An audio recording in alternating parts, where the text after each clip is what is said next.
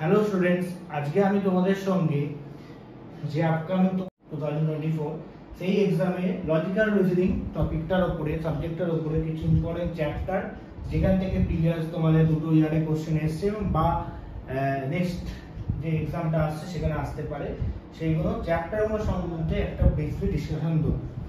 Important যে চ্যাপ্টারগুলো থাকতে পারে, ক্লিয়ার?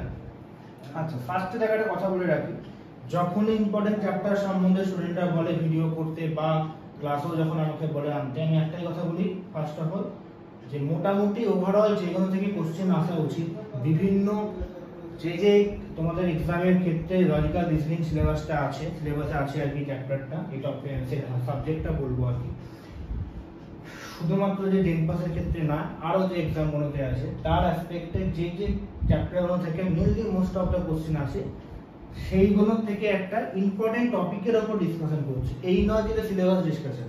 এখানে মোটামুটি আমি হয়তো অনেকগুলো চ্যাপ্টার লিখেছি, অনেকগুলো চ্যাপ্টার লিখিনি, তার মানে এই নয় সেটা সিলেবাসে নেই, এই নয় সেটা থেকে কোশ্চেন আসতে পারে না, বাট এইগুলো থেকে ওভারঅল তোমার কোশ্চেন আসার সম্ভাবনা বা প্রবাবিলিটি খুব বেশি।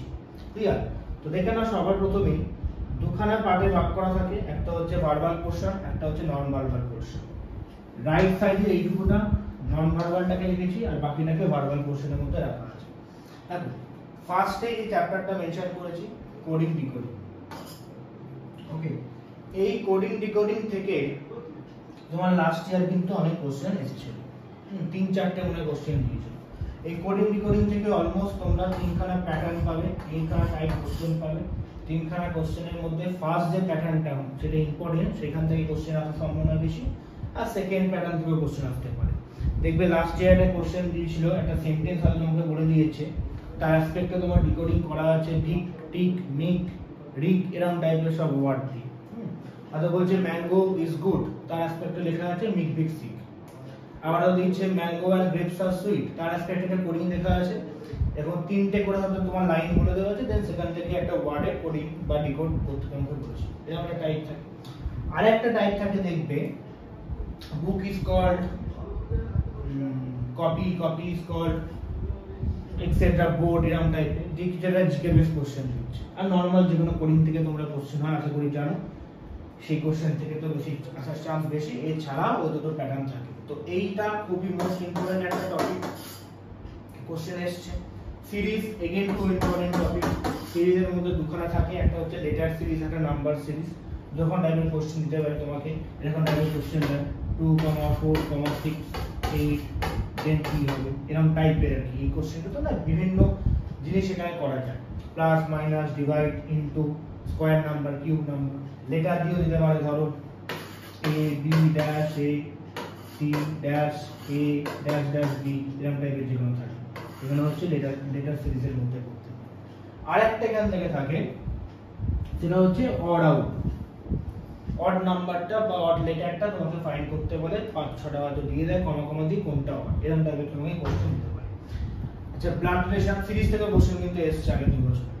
ব্লাড প্রেশার থেকে কোশ্চেন এসছে লাস্ট ইয়ার, প্রবাবলি আসেনি হয়তো, তার আগের বছর এসেছিল মনে নেই, কিন্তু 3টে চ্যাপ্টার থেকেই কিন্তু তোমার কোশ্চেন আসতে পারে। 3টেই মোস্ট ইম্পর্টেন্ট টপিকের মধ্যে পড়বে। নেক্সট দেখো, মিসিং নাম্বার থেকে কোনো কোশ্চেন দেয়নি প্রিভিয়াস ইয়ার গুলো, কিন্তু খুবই ইম্পর্টেন্ট, কিন্তু মিসিং নাম্বার থেকেও কোশ্চেন আসার চান্স কিন্তু খুব বেশি। আগের বছর ফার্স্ট 3টে চ্যাপ্টার থেকে দিয়েছিল, মিসিং নাম্বার থেকে দেয়নি, কিন্তু আসতে পারে। এগেইন ডিরেকশন খুব ইম্পর্টেন্ট একটা চ্যাপ্টার। এখানে কোনো রকম কোনো বিভিন্ন রকমের ফরম্যাট বা টাইপস হয় না, একই রকম টাইপসে তোমার কোশ্চেন দিতে পারে, সেখান থেকে তোমাকে ডিরেকশন থেকেও দুটো কোশ্চেন দিতে পারে। ক্লিয়ার? অ্যালফাবেট টেস্ট খুব যে ভীষণ ইম্পর্টেন্ট বা এখান থেকে দেবেই আমি বলতে পারি না, কারণ অ্যালফাবেট টেস্টের মধ্যে অনেকগুলো টাইপস অফ কোশ্চেন থাকে, তোমাকে কিন্তু দিতেই পারে। এই নয় যে শিওর শট দেবে, শিওর শট দেখো কোনোটাতেই বলা যায় না, আবারও বলছি, কিন্তু প্রবাবিলিটি বেশি উপরের দিকে যে 3-4টে চ্যাপ্টার বললাম সেখান থেকে কোশ্চেন দেবে। ভেন ডায়াগ্রাম খুব ইম্পর্টেন্ট একটা চ্যাপ্টার, প্রিভিয়াস ইয়ারে কিন্তু কোশ্চেন ছিল, আবারও কিন্তু কোশ্চেন এখান থেকে দিতে পারে। মেইন এখানে 2 টাইপস অফ কোশ্চেন আমরা দেখতে পাই। ওকে, আচ্ছা, অ্যানালজি বা এটা লিখতে ভুলে গেছি, এটা হচ্ছে অ্যানালজি ক্লাসিফিকেশন। অ্যানালজি ক্লাসিফিকেশন একই রকম চ্যাপ্টার। ক্লাসিফিকেশন মানে হচ্ছে তোমাকে 4টে ওয়ার্ড দেবে, কোনটা অড, কোনটা সেই সিরিজটার সঙ্গে যায় না ফাইন্ড আউট করতে হবে, আর অ্যানালজি মানে হচ্ছে তোমাকে ইস টু দিয়ে এটার সঙ্গে এটা হলো ওটার সঙ্গে ওটা কি হবে, ক্লিয়ার? যেমন ধরো আমি বললাম ইন্ডিয়া ইস টু যদি দিল্লি হয় তাহলে ইউএসএ ইস টু কি হবে, তার মানে কি ক্যাপিটালটা তোমাকে জানতে চেয়েছে। এরকম টাইপের কোশ্চেন বা আরো অনেক রকমের কোশ্চেন পার্ট দিতে পারো, ক্যাপিটাল, কারেন্সি, সিনোনিম, অ্যান্টোনিম, অ্যানালজির মধ্যে দিতে পারে, বিভিন্ন টাইপস অফ প্রফেশন থেকে কোশ্চেন দিতে পারে। এখান থেকেও কিন্তু পিডিএফ ইয়ারে তোমার কোশ্চেন এসেছে, আবারও কিন্তু দিতে পারে।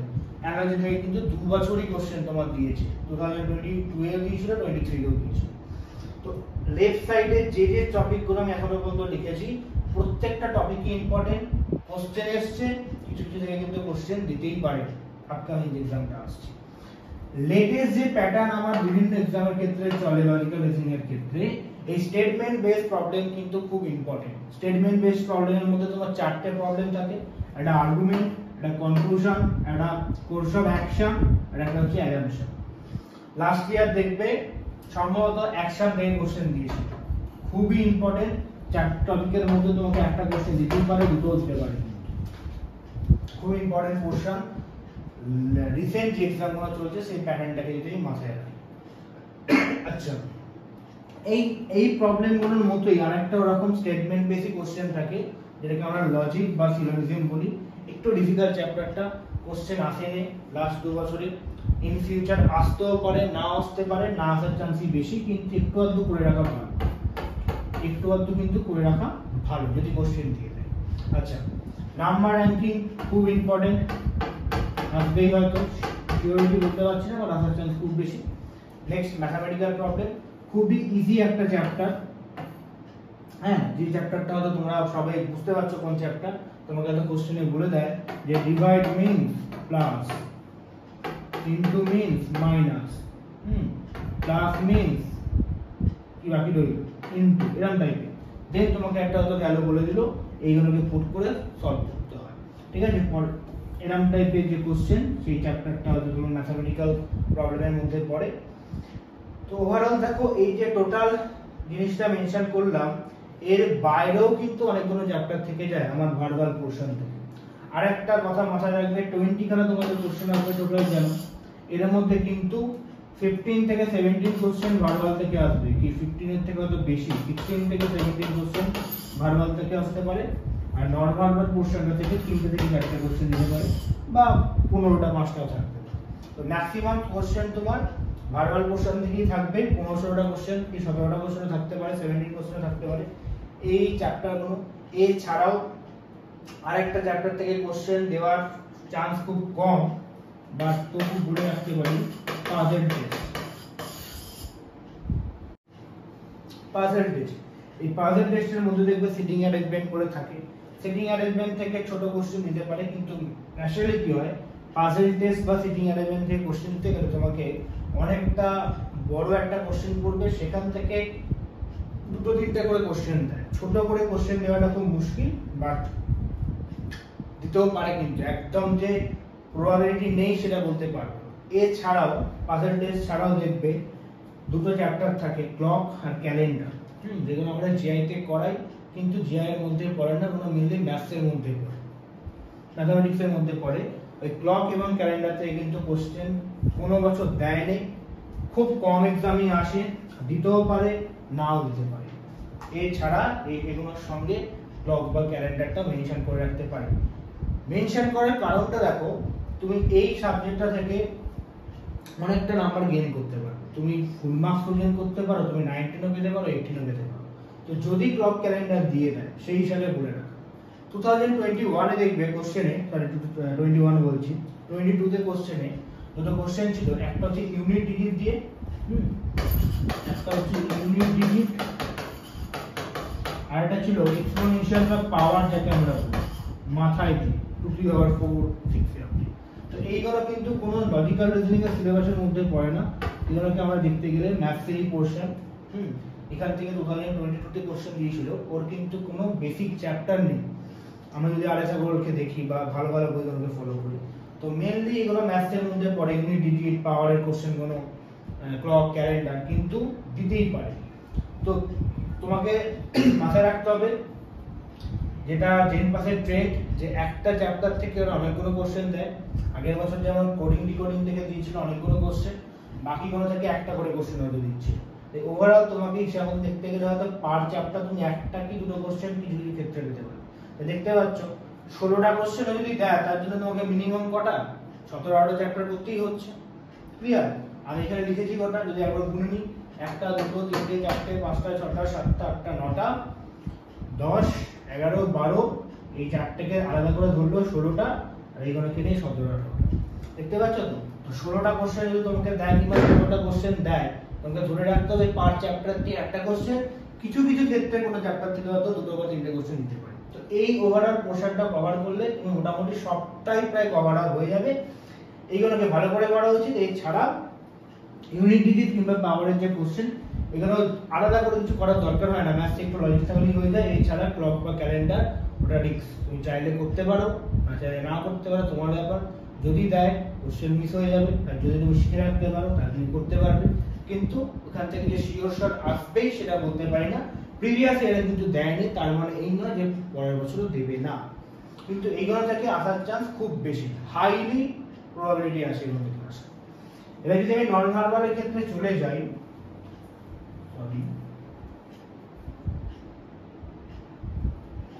নন ভার্বালের ক্ষেত্রে চলে যাই, দেখো এইখানে নন ভার্বাল গুলো লিখে আমি মেনশন করেছি কয়েকটা চ্যাপ্টারকে, বাট পুরোটাই কিন্তু আমার নন ভার্বাল। ঠিক আছে? এর মধ্যে মিরর ইমেজ, ওয়াটার ইমেজ একটা পোরশনের মধ্যে পড়বে, খুব ইম্পর্টেন্ট। প্রিভিয়াস ইয়ার কিন্তু কোশ্চেন ছিল এই পোরশনটা থেকে, again important. Paper cutting, paper folding খুব ইম্পর্টেন্ট, কোশ্চেন আসার চান্স কিন্তু খুব আছে। ডাইস প্রিভিয়াস ইয়ারে কোশ্চেন ছিল, খুব ইম্পর্টেন্ট। কাউন্টিং অফ ফিগার কোনো না কোনো একটা বছরে, মানে এইগুলো সবগুলোই যে 2 বছর দিয়েছে তা নয়, ঘুরিয়ে ফিরিয়ে দিয়েছে। কাউন্টিং অফ ফিগার থেকেও কিন্তু কোশ্চেন ছিল ঘুরিয়ে ফিরিয়ে। দেখতে পাচ্ছ 3-4টে চ্যাপ্টার বলছি, 2 বছরে টোটাল এখান থেকে হয়তো তোমার 4টে 8টা কোশ্চেন ছিল, তো ঘুরিয়ে ফিরিয়ে দিয়েছে। এই পোরশনটা কিন্তু খুব ইম্পর্টেন্ট। আগে নন ভার্বাল পার্টে এই কোশ্চেনগুলো আগে করে নেবে। কোনগুলো করবে? মিরর ইমেজ, ওয়াটার ইমেজ করবে, পেপার কাটিং, পেপার ফোল্ডিং করবে, ডাইস করবে আর কাউন্টিং অফ ফিগার করবে। কাউন্টিং অফ ফিগার ততদূর মনে পড়ছে লাস্ট ইয়ারই ছিল, ওয়াটার ইমেজ লাস্ট ইয়ার ছিল মনে পড়ছে, ডাইসও লাস্ট ইয়ার ছিল মনে পড়ছে। এবার দেখো এই যে নন ভার্বাল গুলো লিখেছি, এই 3টে চ্যাপ্টার কিন্তু তোমার ভার্বালের মধ্যেও আছে, সিরিজও আছে, অ্যানালজিও আছে, ক্লাসিফিকেশনও আছে, তাই না? সিরিজও লিখেছি, অ্যানালজি, ক্লাসিফিকেশন এখানেও লিখেছি। তাই এই পোরশনগুলো যেহেতু দুটো ক্ষেত্রেই আছে তাই এটাকে আলাদা করে নন ভার্বাল লেখা, পুরোটাই নন ভার্বাল।